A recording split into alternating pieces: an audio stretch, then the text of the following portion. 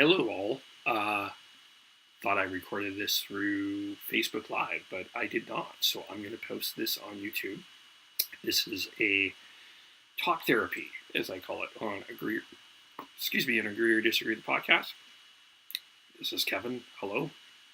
Thanks for watching. Thanks for checking this out. And just was curious of how you were doing this week with all of the events that happened. I'm going to bring this from a bigger perspective to a closer perspective and back home, and we'll talk a little bit about what is going on. Of course, we talk about the events that happened in Charlottesville. I was finishing up the play that I was involved in at Jubilation with Solid Rock Studios, and just heading back home on the SkyTrain. It's a 2.5 to 3 hour travel because Port Coquitlam and Richmond's far apart from each other. But saw the hashtag Charlottesville, clicked on that, and then saw the mess that was after that, and was quite frankly stunned. And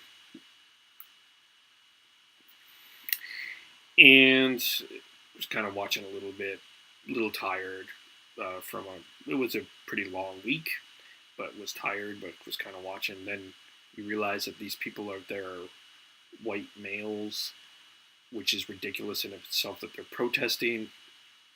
At that point, I didn't even care what they protested about. I was just like, what the hell are you doing? And then you realize what some of those people are wearing. Nazi symbols, Ku Klux Klan stuff that I thought we were done with because it's 2017, and with all the education in the world, we haven't gotten through that. So that was a bit shocking to me, followed by Donald Trump and his perspective of many sides, and a piss poor way, quite frankly, of how he handled this as a president. And to the conversations that ended up happening on social media with people, shockingly, seemingly. I was quite frankly stunned that there are people actually defending the actions of this group, when a gentleman ran over with a car, just simply coldly drove over counter-protesters. That was a shit that, and trying to seemingly feel like people were justifying the actions of these people, but with their yeah buts, but what about the other side? It caused a lot of anger, and I feel emotion. I think the Nazi symbol brings out a lot of emotion in people, and it's quite shocking for that. So, just was curious how you're doing about that. It took me a while to get through this, and I thought this session of talk therapy after an interesting week would help with the president continuously seemingly defending these guys when saying there were good people marching, and just things like that were quite shocking. And to bring this to a home base or questions that we're having is how we improve the conversation. I don't want to say how do we improve the conversation necessarily. It feels like something needs to change. It felt like this week was an explosion of what's been happening the last couple of years. It's like there's a lot of yelling and shouting at each other on Facebook. Not that Nazi symbols should bring out reasonability, because I think that there's a lot of valid anger, and there's a lot of people I know that I find to be very peaceful and kind and nonviolent, expressing what they would do if they saw a Nazi and respond with violence. Is that okay? I think that anger is valid, and a lot of the anger this week has been valid, but not at the same time. I'm trying not to be the balanced person, because I want to hold to the validity of the anger, and because there's so much information and history and education through movies and books and stories and high school, knowing what this symbol meant.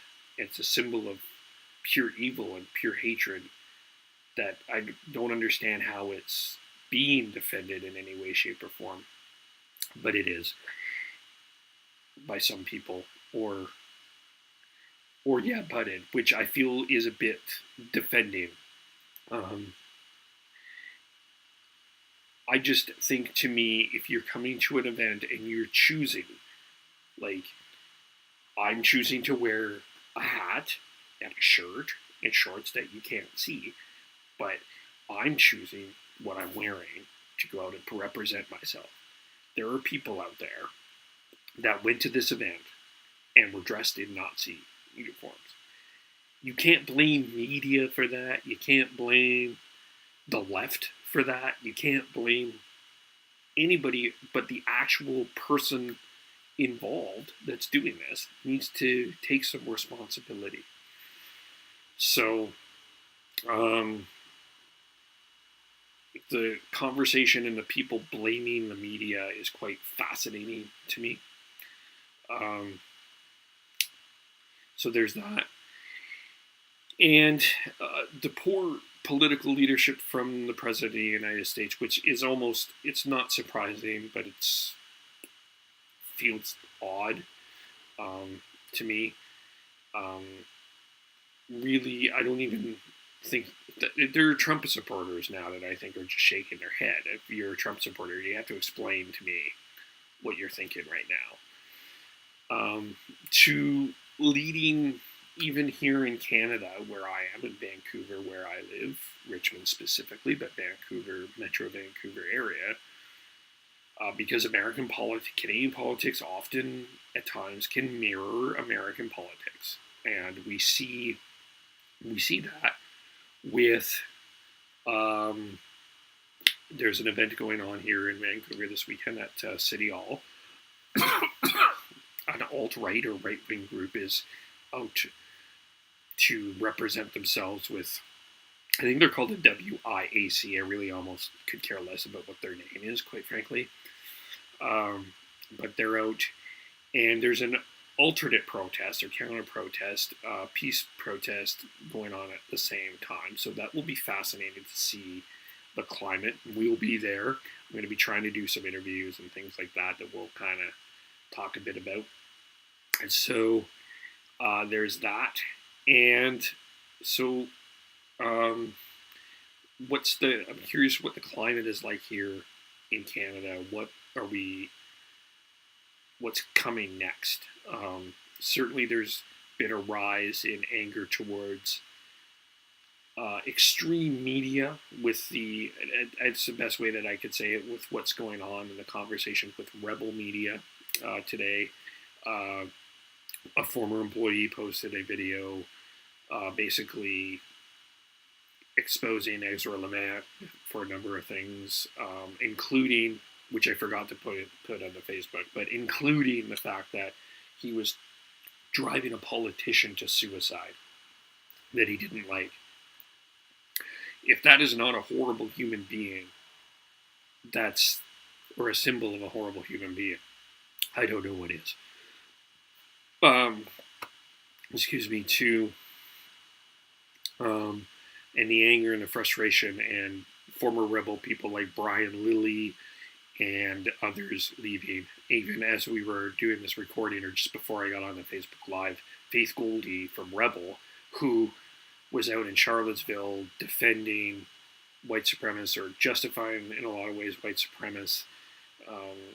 And even 7 hours ago, now 8 hours ago, was 8 hours of this recording, was defending Ezra Lemaire and the Rebel and saying, hey, I really enjoy working there, and et cetera, et cetera, et cetera. And she got fired. So I think people are